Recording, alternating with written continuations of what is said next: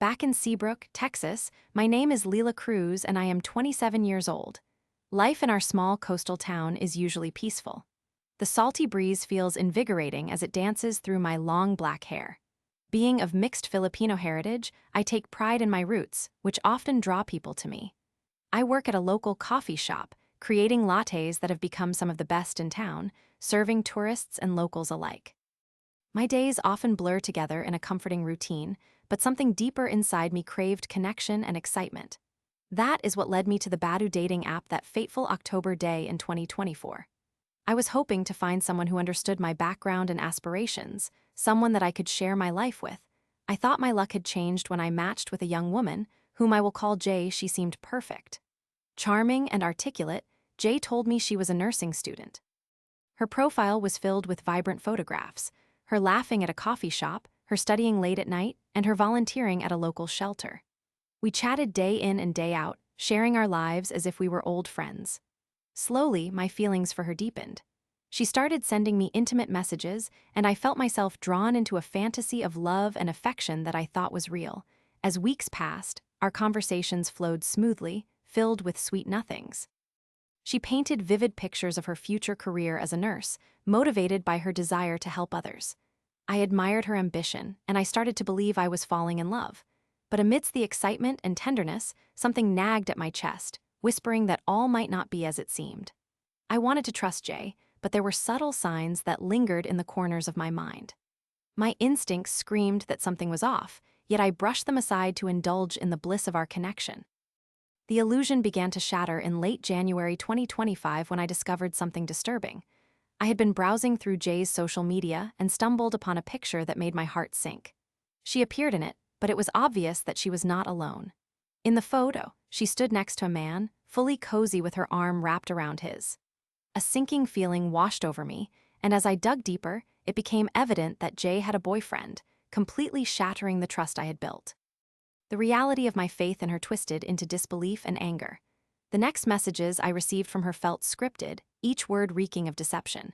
In an emotional whirlwind, I confronted Jay, pushing her for the truth. After what felt like an eternity, her facade crumbled. She confessed that everything had been a lie, that her mother had been impersonating her the entire time. I was shocked, reeling from the revelation. A mother and daughter duo had turned my yearning for love into a cruel jest. I felt like a puppet with my strings cut, spiraling down deeper into betrayal and shame. It was then that I realized the financial burden this charade had brought me. I had sent her money, 11 cash transfers totaling approximately $768, gifts and support I thought were nurturing a budding romance. The pain of this realization clawed at me, transforming my sorrow into a burning resolve. The little world I had built around Jay dissolved into chaos. My heart ached for the money I had wasted, the trust I had given so freely. This was no longer just about lost love, it was about principle, about justice. I began to formulate a plan, a way to take back what had been taken from me. I had gathered evidence of their deceit, the messages, transfers, and even photos of Jay thanking me for my generosity. Drowning in the bitterness of my rage, I decided it was time to rip off the mask from their lies. In March, I made the choice to expose them. All my pent-up frustration turned into a passionate desire for retribution. With adrenaline coursing through my veins, I took to Facebook. I gathered every shred of evidence and posted it anonymously in groups that served her hometown. I named Jay, laid out her full address, and even identified her school.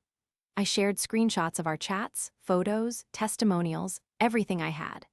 The moment I hit send, a rush of satisfaction surged through my chest as I anticipated the storm that would follow.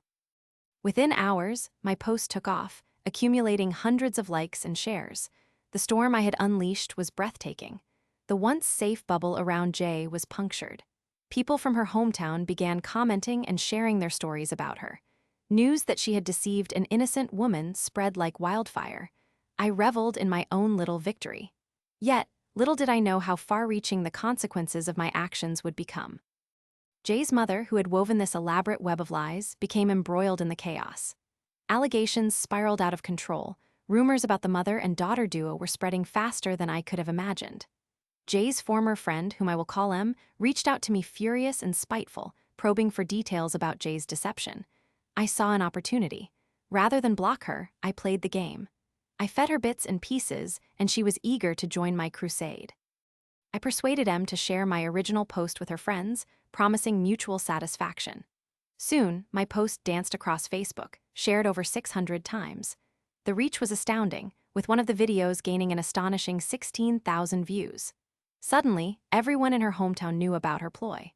The walls began to close in around Jay, and I felt my revenge manifesting into tangible consequences. But revenge is a double-edged sword, and I grew too comfortable wielding it. That night, as I casually browsed through Facebook, I noticed the battle that had erupted between Jay and M. The conflict turned vicious. They nailed each other in public forums, calling each other names, dragging their dirty laundry out for everyone to see. I watched with delight, relishing each biting comment and every clever retort. In a matter of hours, it transformed from a personal vendetta into a public spectacle. As days passed, the fallout only escalated. Jay's life unraveled before my eyes. She became an outcast, stewing in the shame of her mother's deceit and the revelations of her past. I didn't know how far such exposure could tear a family apart, but it felt like justice served in my favor. I found solace in knowing that I had backed her into a corner, severing her connections and fueling her reputation's downfall. It felt poetic, and I thought it was all worth it. However, with each revelation, I pondered what my actions had meant for me. Did I gain the closure I thought I would find? While I reveled in my newfound strength, there still lingered a void inside. Was the joy of revenge outweighing the hurt of betrayal? As I sat in my familiar coffee shop, listening to the comforting sounds of the espresso machine and conversations drifting around me, I began to realize that with any act of revenge, there are hidden consequences. I soon learned from M that Jay had halted her education, the unwanted attention following her like a dark cloud. Reports indicated she had moved away, trying to start over, hiding from her past and attempting to repair her relationship with her estranged family. Ironically, she was trapped in a cycle similar to the one I had found myself in, the desperate search for validation and love while hiding one's true self. Yet my satisfaction turned bittersweet. The revenge I had pursued blurred my sense of purpose, gnawing at me. I pushed away the gnawing feelings of guilt that occasionally clawed at my conscience. I thought about Jay's choices and how they led to such destruction. I didn't wish for her life to fall apart, I simply wanted justice for my heartache. It was during a quiet morning, with the sun beginning to rise over the water, that I finally decided to reach out. With the gulf of emotions pooling inside me, I found her social media, her name still visible despite the storm I had unleashed. I sent her a message, hoping she could find a modicum of peace among the ruins. I wrote about my understanding, how betrayal could feel haunting and suffocating, how we often lose ourselves in search of connection. In those moments, I felt a shift within myself, a recognition of empathy that had nearly drowned amidst the chaos of revenge. I had curved my spirit toward the darkness, yet here I was, seeking to mend something that had been broken. Jan's life may not have been easy, but sharing my humanity felt like a step towards healing.